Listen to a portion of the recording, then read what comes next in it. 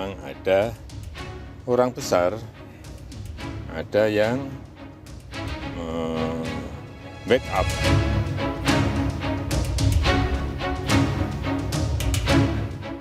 Presiden ke-7 Republik Indonesia Joko Widodo mengungkap ada orang besar di balik kasus tudingan ijazah palsu.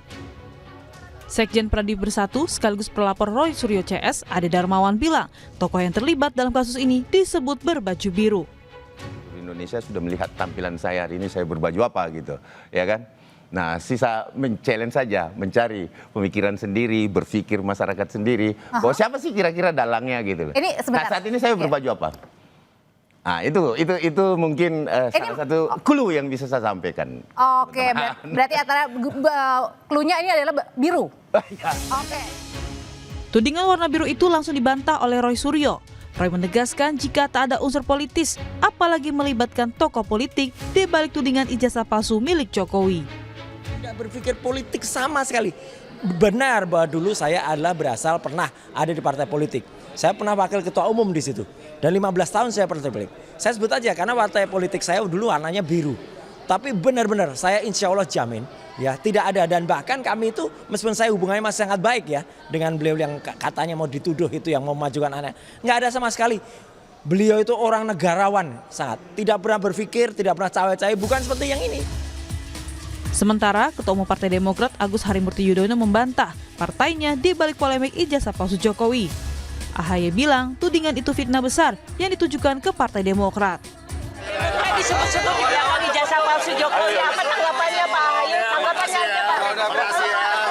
Tanggapannya soal Demokrat disebut-sebut di belakang.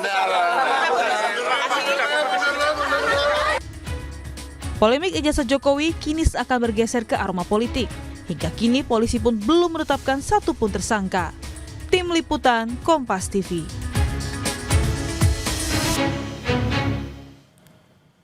Saudara, polemik kasus ijazah palsu Jokowi kian tak ada ujungnya. Terbaru, kasus ini disebut-sebut didalangi oleh tokoh besar berbaju biru. Siapakah yang dimaksud? Lalu benarkah kasus ijazah palsu kini bergeser ke ranah politik? Kita akan bahas bersama sejumlah narasumber yang hadir melalui sambungan daring. Ada kuasa hukum terlapor Roy Suryo CS, Ahmad Kozinudin. Selamat pagi. Pagi. Pak Kozin. Ya, siap. Pagi. Oke. Dan juga ada Wakil Ketua Umum Projo, Freddy Damanik. Bang Freddy, selamat pagi. Pagi. Serta pakar komunikasi politik Universitas Pajajaran Kunto Adi Wibowo. Selamat pagi Mas Kunto. Selamat pagi Mas. Terima kasih Bapak-Bapak sudah bergabung di Dialog Sapa Indonesia Pagi pada hari ini. Saya ke Bang Freddy terlebih dahulu. Bang Freddy, siapa sebenarnya? Ini kita langsung to the point aja. Siapa sebenarnya berbaju biru, politisi berbaju biru ini siapa? Ya gini, sebelum saya menanggapin itu kan memang saya sering katakan bahwa memang kasus atau isu ijazah palsu ini kan ada dua hal. Yang pertama memang hukum, dan ini sedang berjalan dalam di Polda Metro Jaya sebagaimana Bung Ahmad hari ini mendampingin para saksi kan begitu. Nah, yang kedua memang ya ini jelas politik ya, sebagaimana udah disampaikan Pak Jokowi kan sangat kita harus memberikan pencerahan kepada publik bahwa ini kan kami melihatnya begini, seorang Roy Suryo dan kawan-kawan modal bahasa saya modal dokumen yang dipungut dari pinggir jalan, entah didownload dari mana, kemudian berani mengatakan ijazah palsu dan terus mencari dan terus artinya semata-mata ini bukan hanya bicara tentang benar, salah, hitam, putih, bukan. Memang ini politik. Kalau bicara politik, berarti memang ada target. Seperti Oke, Anda mau bilang bahwa ini bukan soal ijazah, ini bukan soal skripsi yang baru-baru, tapi ini politis. Ya, yang pertama tadi hukum jelas, karena Pak Jokowi udah merasa difitnah, lapor, itu jelas. Kemudian ini kan terus bergulir, dimainkan terus. Yang penting serang. Targetnya tentu ya, udah Pak Jokowi udah katakan untuk mendowngrade, untuk mendelegitimasi, untuk membuat masyarakat ragu, semakin ragu terus, bahkan mungkin partai-partai politik lain semakin ragu sehingga katakanlah tidak mau mendekat atau semakin menjauh dengan Pak Jokowi karena Pak Jokowi dianggap sebagai beban misalnya. Karena rame terus kan begitu. Nah tentu kalau bicara orang besar, bicara politik ini kan organisasi, ya nggak mungkin politik itu nggak main sendiri, ini organisasi ya. Ya, tadi pertanyaannya siapa? Saya tidak akan menyebut nama seseorang atau lembaga tertentu, tetapi saya pernah itu di dalam suatu media, walaupun offline, Mas Roy pernah katakan kepada saya seorang tokoh besar, dia bilang saya sudah ketemu dengan seorang orang besar, tokoh besar, beliau mengatakan saya dukung, Mas lanjutkan. Nah, dari situ saya percaya memang. Oh, ini perkataan Roy Suryo kepada Anda? Kenapa? Ini perkataan Roy Suryo kepada Anda waktu itu? Perkataan Roy Suryo, ada beberapa orang waktu itu di situ, walaupun itu offline, saya nggak akan sebut nama di sini, tetapi itu beliau yang katakan di situ. Saya dukung Mas, lanjutkan. Kan Bang Freddy, sorry, saya tegaskan lagi, dikatakan secara offline, waktu itu Roy Suryo menyebutkan nama. Ya, beliau menyebutkan nama, tapi saya tidak akan sebutkan nama itu di sini. Ya, beliau sekali lagi saya katakan, saya dukung Mas, lanjutkan, kan begitu. Itu Mas Roy. Ada teman yang lain waktu itu di situ. Kita kan biasa lah kalau di ruang kopi itu ngobrol-ngobrol biasa begitu.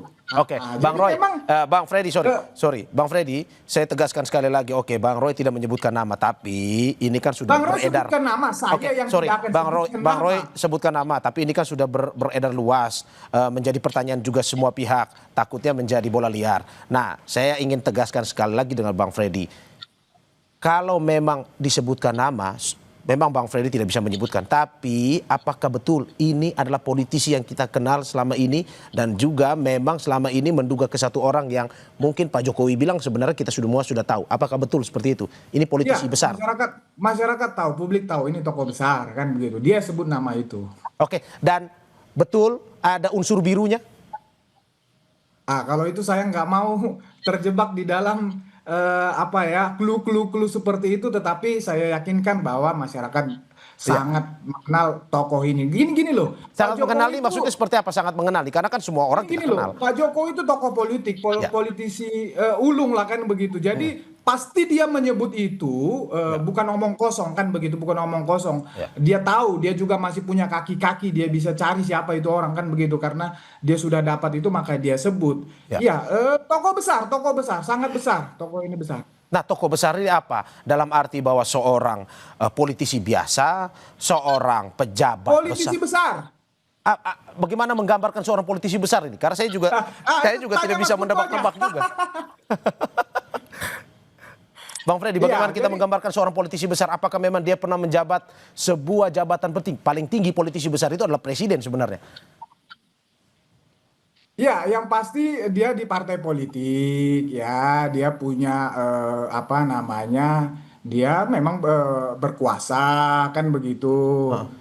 Saya nggak bisa menyebut lebih ini lagi lah ya, tetapi memang sebetulnya di medsos sudah banyak lah, di publik sudah beredar ya, Jadi saya rasa itu benar itu adanya. Oke, Bang, kalau dari apa yang dikatakan kemarin itu di salah satu dialog di Kompas. Mengatakan bahwa memang ini merujuk kepada politisi biru dan ini memang sudah tersebar pun juga ini beredar liar, bola liar dan sudah langsung ditanyakan ke orang yang bersangkutan yakni seperti yang berita tadi Ketua Umum Partai Demokrat Agus Harimurti Yudhoyono. Benar ini tuduhan mengarah ke situ atau tidak? Sebagai konfirmasi saja. Ini siapa? Bang Freddy, masih Bang Freddy. Sekali lagi saya mohon maaf, saya tidak bisa menyebut langsung ya ke clue-nya, tetapi kan begini, ini politik. Politik tidak harus disebut ya jelas seterang benderang, tetapi ini sekali lagi politik bisa langsung bisa tidak langsung. Itu bisa disangkal, nanti ada momentumnya, saatnya adalah itu disanggah ya karena memang belum ada yang menyebut langsung nama misalnya ya wajar saja Mas Ahaye menyangkal itu karena memang bukan disebut dia atau siapapun yang berkaitan dengan dia ataupun partainya, wajarlah dia menyangkal itu. Tetapi ya sekali lagi ini politik, Pak Jokowi punya ya punya target tertentu, punya tujuan untuk menyampaikan itu, Oke, bisa apa? jadi supaya mengirim pesan, kira-kira tanda kutip, lu jangan macam-macam, gua tahu siapa lu, kan Oke, begitu. oke, Udah, kalau oke. kita mau main politik, jadi nanti akan diselesaikan secara politik. Hukum kan sudah berjalan, politik pasti Pak Jokowi akan selesaikan secara politik. Itu sebetulnya biasa aja lah, politik seperti ini biasa aja. Cuma memang ini terlalu cepat, menurut saya terlalu cepat. Ini masih 2029, masih terlalu jauh. Tetapi sah-sah saja lah. Cuman pasti Pak Jokowi punya pesan untuk itu aja. Oke, sebelum saya ke Mas Kosin, Bang Freddy, saya tegaskan singkat saja. Berarti yang kemarin disebutkan oleh Bang Roy itu bukan hanya dukungan secara verbal, tapi juga ada pendanaan untuk mendukung ini, atau bagaimana? Kita percaya itu apa namanya, karena bisa secara langsung, bisa pun tidak langsung. Karena memang ini kan kita lihat nggak ada berhentinya, ya terus Oke, oke, menerus kan begitu. oke. Saya ke Mas Kosin. Mas Kosin, bagaimana Anda menanggapi terkait dengan pernyataan Pak Jokowi ini? Ada sosok besar pun juga, seperti yang dikatakan oleh Bang Freddy tadi, itu terlontar langsung secara verbal dari Roy Suryo. Baik, bismillahirrahmanirrahim. Yang pertama, Ya. saya ingin ingatkan kepada kita semua.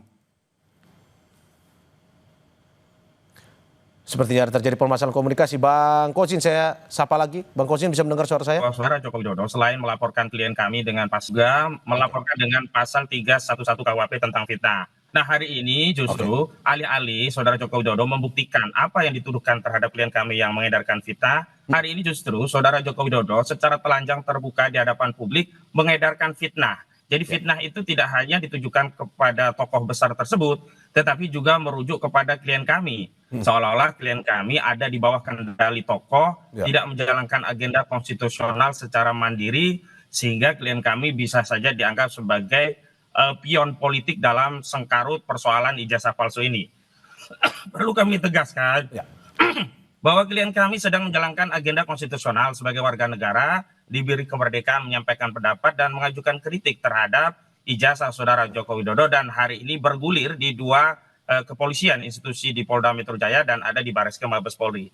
Jadi menurut kami apa yang dilakukan Saudara Jokowi, alih-alih fokus terhadap laporan ya masalah hukum yang dihadapi, dia memperlebar persoalan ini, perasaan politiknya di downgrade, kemudian feelingnya menyatakan ini itu menurut saya satu tindakan yang justru tidak negarawan, yang justru makin mengkonfirmasi ini orang memang bermasalah. Yang kedua, kalau kita bicara mikul dur mendem jeruk, itu bisa kita lakukan kepada Saudara Presiden Soeharto, tapi tidak kepada Saudara Joko Widodo. Ya. Tidak mungkin kita itu mempermaklumkan terhadap kebohongan-kebohongan. Coba bayangkan, ijazah palsu untuk mencalonkan sebagai presiden dan menjadi presiden 2 periode. Kalau itu terbukti, nggak mungkin bangkai seperti ini mau dipendem jeruk. Nggak bisa, kita harus tuntaskan ya bangkai ini di periode kita, dan kita akan mewariskan legasi bangsa kita kepada generasi selanjutnya dengan kejujuran. Tidak boleh ada lagi bohong-bohongan. Kalau kebohongan ini dipermaklumkan, kemudian dipendem jeruk, dipikul duurnya ada yang baik-baik saja, maka negara kita tidak bisa belajar tentang bahaya dari kebohongan.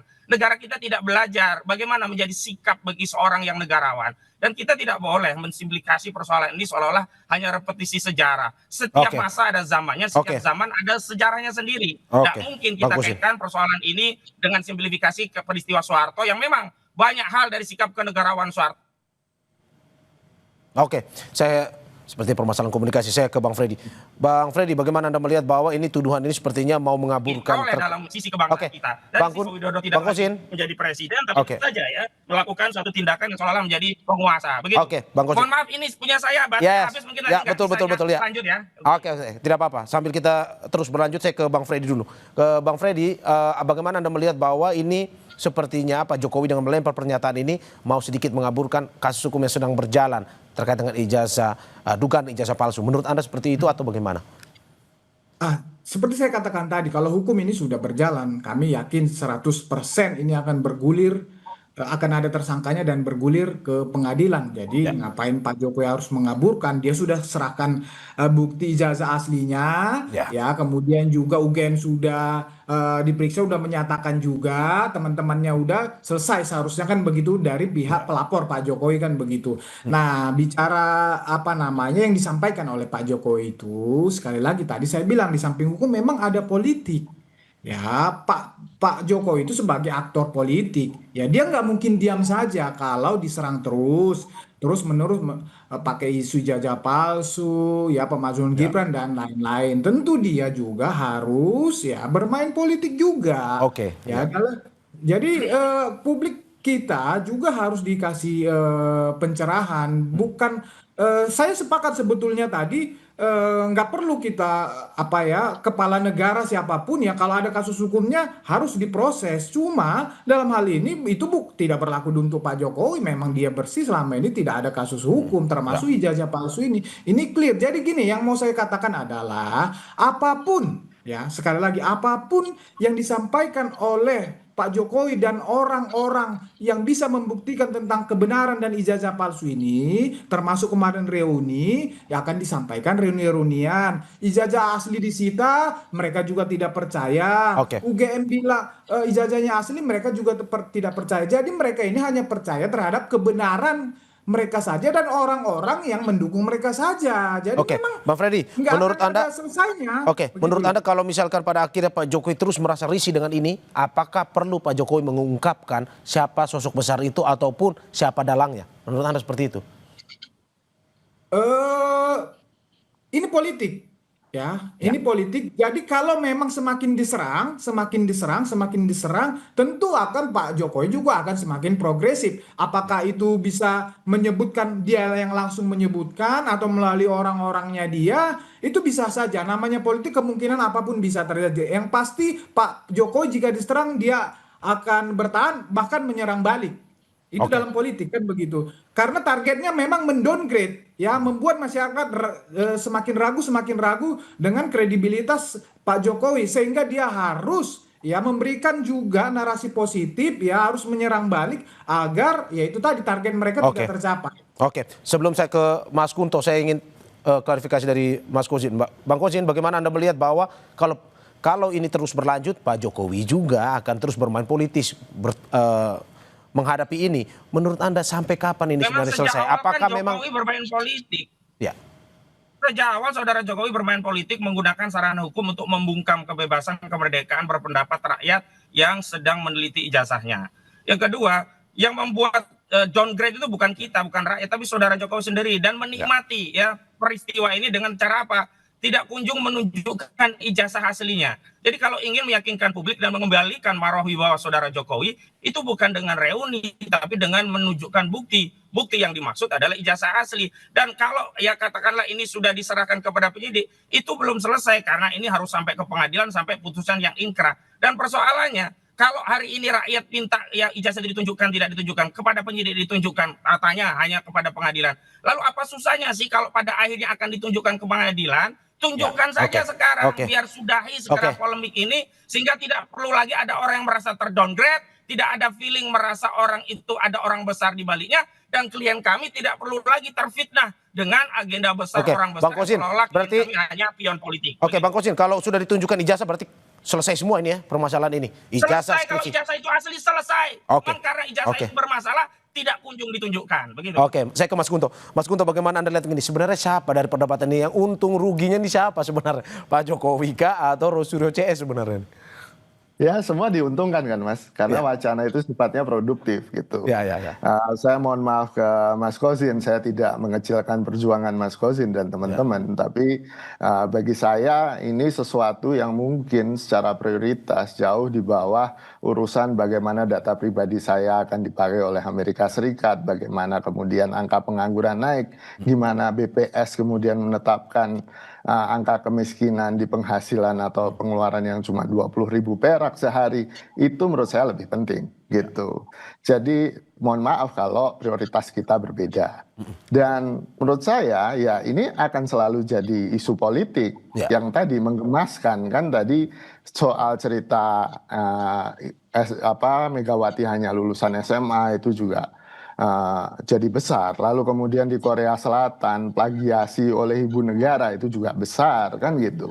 Jadi skandal-skandal, saya bilang skandal politik yang seperti ini, dan saya juga tidak sedang mengecilkan usaha hukum teman-teman gitu kan. Menurut saya ini akan selalu jadi isu yang besar dan bergulir ya kan, secara analisis komunikasi politiknya. Tapi apakah ini endingnya akan menjadi sesuatu? Kalau tadi disinggung konstitusi, ya harusnya teman-teman lebih aktif mendorong revisi undang-undang pemilu, ya kan, di mana misalnya soal kemudian konfirmasi, soal klarifikasi ijazah menjadi bagian yang sangat penting dari pendaftaran calon, baik itu presiden, kepala daerah, DPR, ataupun yang lain. Dan itu kalau itu dilakukan saya akan dukung, kan gitu. Cuman menghabiskan energi untuk kemudian sesuatu, ya saya tidak mengecilkan ya, untuk sesuatu yang sebagai di komunikasi politik juga penting untuk kemudian menyalurkan energi ini gitu kan. Energi kemarahan, energi ketidaksukaan, energi kritik ini gitu kan, agar tidak kemudian meledak gitu kan, dan akhirnya menjadi sebuah kejadian yang ongkos politik, ongkos sosialnya sangat besar gitu. Dan saya memahami ini sebagai sebuah usaha, ya ini boleh-boleh aja, tapi ada usaha-usaha yang lebih produktif menurut saya. Oke, Mas Kunto, menurut Anda kapan ini akan selesai? Kalau dari prediksi Anda tadi, Bang Kozin bilang ijazah ditunjukkan selesai. Menurut Anda sampai di situ atau bagaimana? Ya karena dua-duanya diuntungkan Mas, gitu. Pak Jokowi juga diuntungkan dengan pemberitaan ini, walaupun sisinya negatif, tapi kan pemberitaan apapun akan menguntungkan bagi Pak Jokowi. Lalu kemudian buat teman-teman yang juga menuntut, ini juga diuntungkan karena ya Bang Kosin jadi sering tampil di TV, Mas Freddy juga sering tampil, saya juga gitu kan, juga menguntungkan. Tapi produksi wacana ini menurut saya harusnya didorong ke produktif seperti revisi Bang Kosin, undang-undang. oke, tahan sebentar. Saya pemilu, Mas Kunto, gitu. ya. Oke. Ya. Oke, Bang Kosin ada yang mau disampaikan? Ya, saya kira keliru loh. Saya tidak sama sekali menikmati hal ini, dan semua yang terlibat dalam agenda menguak ijazah palsu ini sebenarnya ingin segera terungkap. Dengan cara apa? Diperlihatkan ijazah asli itu sehingga seluruh anak bangsa bisa rukun kembali dan bisa fokus hal-hal yang disebut lebih produktif lagi. Jadi keliru kalau dianggap kami memanfaatkan atau mencari keuntungan dari peristiwa ini. Justru kami ingin segera selesai. Nah, karena agendanya sekarang agenda hukum, harusnya fokus kepada hukum. Nah, ketika agenda yang ditarik ke unsur politik, berarti saudara Joko Widodo yang memang tidak mau cepat menyelesaikan persoalan ini. Oke, Bang. Saya ke Bang Freddy. Bang Freddy, kalau kata Bang Kozin, ini selesai, tunjukin ijazah, selesai semua, dia jamin itu. Menurut Anda, apakah seperti itu atau bagaimana? Nggak mungkin itu. Bahkan putusan pengadilan saja tidak akan membuat isu ini selesai. Gitu loh. Jadi gini. Anda tidak percaya berarti dengan pernyataan Bang Kozin tadi itu ya? Nggak mungkin itu. Ya susah membangun negara dengan suudon, tidak saling percaya. Ya sudah, kalau gitu berangkat saja, kita tarung sampai pengadilan, sampai kasasi, sampai PK, sampai laporan lagi, sampai bikin bukti baru, sampai rame negara kita ini. Jadi kan nanti kan pengadilan akan memutuskan, di pengadilan pada saat pembuktian akan ditunjukkan. Ya, dari situ juga nggak akan berhenti. Tadi udah disampaikan akan tarung terus. Jadi memang begitu targetnya, memang supaya masyarakat ya terus ragu-ragu. Ya itu politiknya. Nah, karena agar yakin itu, tunjukkan saja ijazahnya biar rakyat yakin, bukan dengan reuni-reunian. Tunjukkan bukti ijazah asli, rakyat yakin, selesai. Bukan dengan reuni yang statement orang-orang ikut reuni makin kacau balau begitu. Ya, ini udah dalam proses hukum ya. Jadi itu sudah menjadi alat bukti, udah kewenangan penyidik. Nanti penyidik bisa saja misalnya dia menggelar perkara seperti yang kemarin, bisa saja itu tidak ada menjadi keberatan kepada Pak Jokowi, tetapi tentu itu akan dikaji oleh penyidik apakah melihatkan alat bukti ijazah itu akan baik untuk proses pembuktian atau tidak baik, karena akan terus itu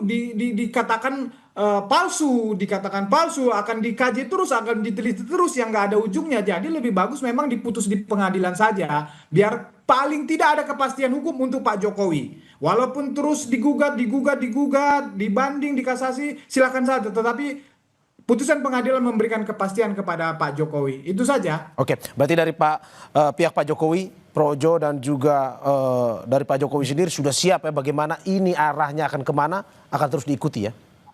Siap, dari sisi hukum udah saya katakan tadi jelas. ya ini akan berujung di pengadilan, putusan pengadilan. Dan kami yakin Roy Suryo dan kawan-kawan akan divonis fitnah dan pencemaran nama baik. Dari sisi politik, ya Pak Jokowi juga bukan aktor politik yang kemarin sore, aktor kawakan. Jadi yang disampaikan dia itu adalah pesan politik. Hayo, kalau lu mau masih main terus, ayo kita tarung. Kan kira-kira gitu aja, nggak ada masalah sebetulnya. Oke.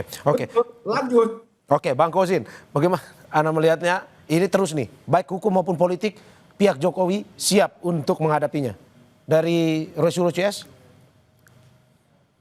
Ya, yang jelas tidak ada aktor politik sekawakan apapun, dia bisa menang melawan rakyat. Nah, ketika saudara Joko Widodo tidak kunjung menunjukkan ijazahnya, berarti dia tidak sedang mengabaikan Roy Suryo dan kawan-kawan, tetapi sedang mengabaikan seluruh atensi rakyat. Dan silakan saja kalau memilih pilihan jalan yang lebih panjang dan melelahkan, serta resiko yang lebih besar berhadapan dengan rakyat, ketimbang menunjukkan ijazah asli yang itu lebih simpel, sederhana. Dan kami terus akan membackup, dan komitmen dari klien kami termasuk Abraham Samad itu sudah siap, bukan hanya untuk 2029, siap berjuang sampai titik darah penghabisan. Jadi tidak ada kaitannya dengan politik 2029 dan seterusnya. Dan tentu saja dalam konteks membela diri, jadi ketika Jokowi terus ya membuat bukti baru dengan bikin reuni dan sebagainya, jadi jangan halangi klien kami juga untuk membela diri, terus melakukan penelitian, pendalaman terhadap dugaan ijazah palsu ini, hingga seluruh rakyat paham, tahu siapa sebenarnya yang jujur, siapa sebenarnya pembohong. Begitu. Oke, saya terakhir ke Mas Kunto. Mas Kunto, ini sudah menurut Anda ini fokus saja ke ranah hukum, ataukah bolehlah ini sedikit-sedikit masuk politis, tapi menurut Anda sebaiknya harus menghentikannya seperti apa? Nggak bisa dihentikan, Mas, kan gitu. Ini kan energi politik yang memang harus disalurkan. Dan menurut saya masing-masing punya conviction itu atau kepercayaan yang sangat tinggi bahwa mereka benar, kan gitu. Soal bohong dan kebenaran di politik itu kan selalu di abu-abu ya Mas ya. Nggak ada kebenaran yang mutlak dalam politik. Kalau mau ya ayo kita ke ranah akademis gitu. Di situ kebenarannya bisa mutlak kan gitu. Atau di ranah hukum sekalipun kan gitu. Ya makanya mari kita hentikan trial by press gitu kan. Mari kita hentikan drama-drama atau gosip-gosip politik ini, kalau memang mau energi kita memang lebih baik untuk membangun negara. Dan menurut saya, saya juga bagian dari rakyat yang tadi diklaim oleh Bang Kosin kan gitu. Oke. Saya terima kasih Bapak atas apa yang disampaikan. Sebelum saya tutup, saya ingin tanya dulu ke Bang Kosin. Bang Kosin tadi bilang saat ini berada di Polda Metro Jaya. Agendanya apa hari ini, Bang? Kalau boleh tahu? Agendanya mendampingi 3 saksi yang akan diambil keterangannya sehubungan dengan adanya laporan saudara Joko Widodo, baik berkaitan dengan fitnah, pencemaran, serta sejumlah laporan dari pendukung Joko Widodo, 3 laporan di Polda Metro Jaya, baik terkait dengan penghasutan, pidana sara, juga kabar bohong. Begitu. Oke, jam berapa Bang nanti laporannya akan di rencana pemeriksaan jam 10, tetapi kami jam setengah 10 sudah berkumpul untuk konferensi media dulu. Begitu. Oke, terima kasih. Bapak-bapak terima kasih atas apa yang disampaikan. Kuasa hukum terlapor Roy Suryo CS Ahmad Kosinudin, ada Wakil Ketua Umum Projo Freddy Damanik, dan pakar komunikasi politik Universitas Padjadjaran Kunto Adewibowo. Atas apa yang disampaikan, terima kasih Bapak-bapak, sehat selalu. Ya, selamat pagi. Saudara jangan kemana-mana, Sapa Indonesia Pagi akan segera kembali dengan informasi lainnya. Salah satunya, PDI Perjuangan masih mengakui Hasto Kristianto sebagai sekjen. Meski telah divonis 3 tahun 6 bulan penjara dalam kasus suap Harun Masiku. Selengkapnya saat lagi.